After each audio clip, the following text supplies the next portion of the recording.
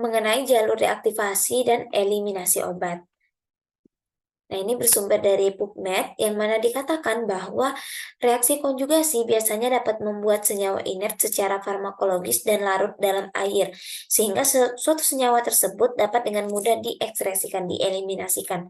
Nah, mekanisme dari reaksi konjugasi ini meliputi salah satunya adalah glukoronidasi. Contoh dari metabolisme fase yang kedua ini, hingga senyawa dapat mudah diekspresikan adalah pada obat oxazepam yang merupakan metabolit aktif diazepam. Dia terkonjugasi dengan molekul yang disebut dengan glukoronid. Ini merupakan mekanisme metabolisme obat yang mana saat obatnya ini akan mengalami metabolisme, yaitu ada metabolisme fase yang pertama yang dibantu oleh salah satu enzim di dalam tubuh. Yang kita tahu pada fase yang pertama itu salah satunya ada reaksi oksidasi, reaksi hidrolisis dan sebagainya. Lalu dia akan mengalami fase yang kedua yaitu fase konjugasi. Nah, fase konjugasi inilah yang tadinya dikatakan dia dapat mengekskresikan obat dari dari dalam tubuh.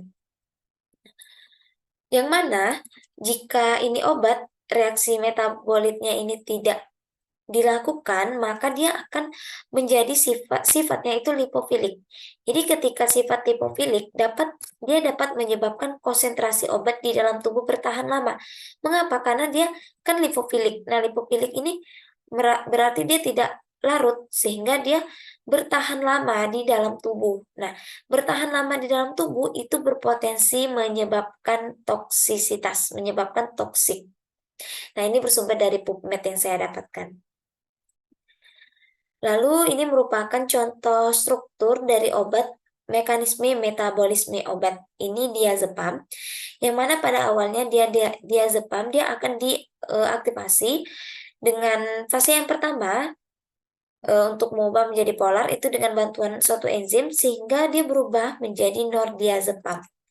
Nah, dikatakan pada jurnal bahwa nordiazepam itu selanjutnya akan dimetabolisme menjadi metabolit aktif oxazepam. Jadi dia akan diubah lagi dengan bantuan enzim menjadi oxazepam karena dapat digunakan sebagai bahan farmasi aktif, salah satunya sebagai hipnotis atau ansiolitik.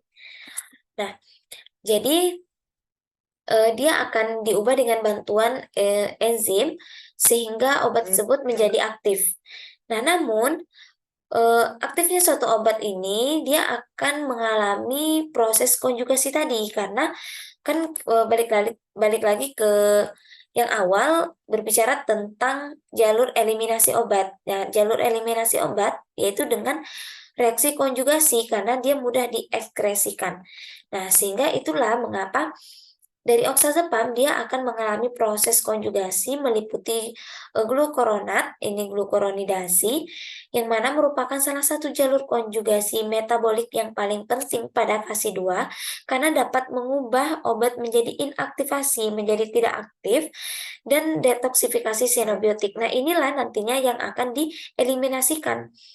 Obat yang tidak aktif dan detoksifikasi xenobiotik akan membuang senyawa xenobiotik, senyawa asing yang nantinya di dalam oxazepam. Itulah yang akan dieliminasikan. Nah, ini bersumber dari jurnal PubMed yang saya dapatkan. Sehingga dari oxazepam dia akan terkonjugasi dengan glukoronidasi seperti ini bentuk strukturnya menjadi oxazepam 3O glukoronidasi. Sehingga itulah yang akan dieliminasikan, yang akan dibuang senyawa xenobiotik yang ada di dalam obat oxazepam.